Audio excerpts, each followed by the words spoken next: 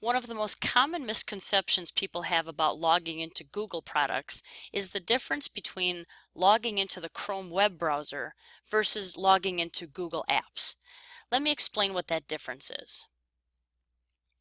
When you log into the Chrome web browser, automatically it will give you all of your custom bookmarks, all of the browser extensions that you have added yourself manually.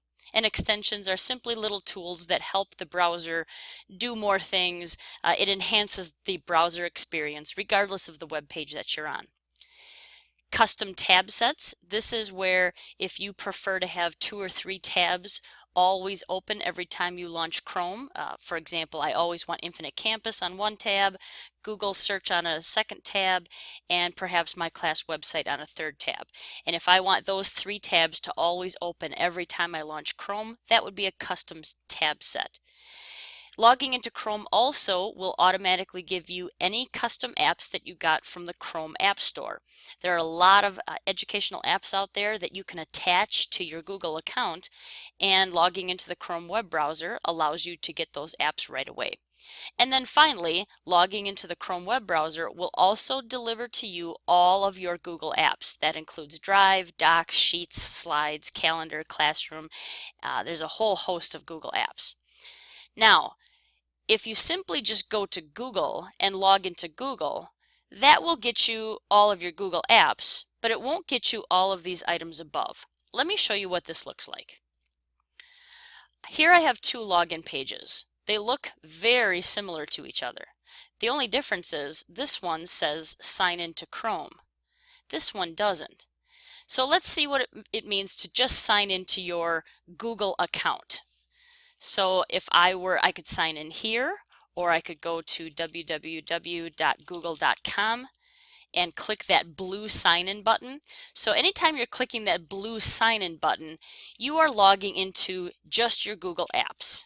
So I'll log on, and sure enough, I see my picture up here. And when I click the little waffle looking app launcher, these are all of my Google apps. If I were to click Drive, I would see my Drive contents.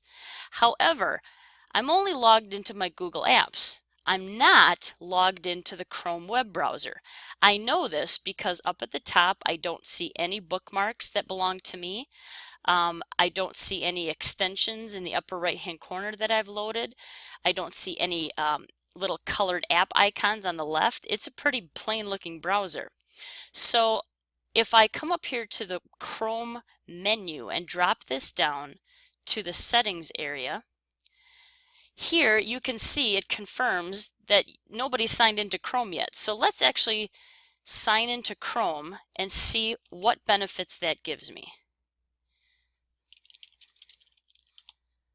Alright, so it's going to take a second. It will ask you, do you want to link yourself up to the Chrome browser? You bet. Let's click link and OK.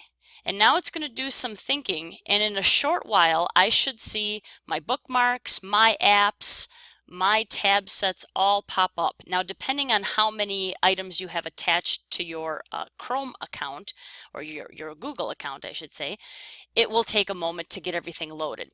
So I'll just close up this tab right here. So sure enough, now that I'm logged into the Chrome web browser, that's again this menu way up here, and I can go to settings to verify that. See, here I am. I know that I'm signed into the browser, and that gives me all of my bookmarks. Here are the apps that I've picked to be attached, and some of these I might use with my students or as for my professional duties.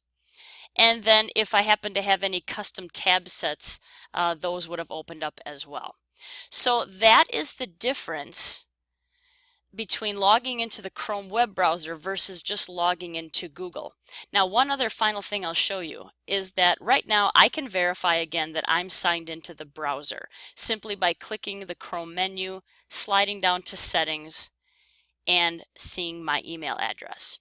Now, if I were to disconnect me from here, I would simply hit clear data and disconnect. Don't worry, nothing's going to happen. It'll make the Chrome browser kind of forget about you, and it won't show you your tab sets, it won't show you your bookmarks. It'll just become a very vanilla, neutral looking browser again. But if I stay logged into the Chrome browser, but instead log out of just Google, so again, you got to pay real close attention to where you're clicking here. This is the Chrome login. This, just an inch below, is your Google login. So if I sign out of Google, notice I'm still signed in to the Chrome browser. Here's my email address.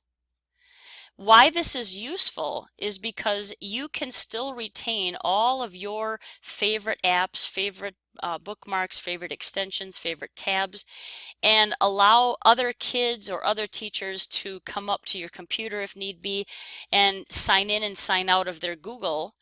So perhaps instead of signing in as me, I would add a student's account. And then I could view, sitting alongside that student, their Google Drive, and then when we're done, we could sign the student out of Google and sign another student in. It really offers a lot of flexibility. So, in short, there is a difference between signing into Google versus signing into Chrome. Signing into Google is that big blue button in the upper right-hand corner. Signing into Chrome is the extreme upper right-hand corner menu, settings area. My recommendation is that you log into the Chrome web browser because that login gives you everything. It gives you all of your Google apps, including all of these other perks, if you will, as well. All right, now the last thing that I'll mention is that those of you who have Chromebooks, when you log into a Chromebook, you are actually doing the same thing as logging into the Chrome web browser in the settings area. When you log out of your Chromebook, it's the same thing as if you were clicking disconnect here.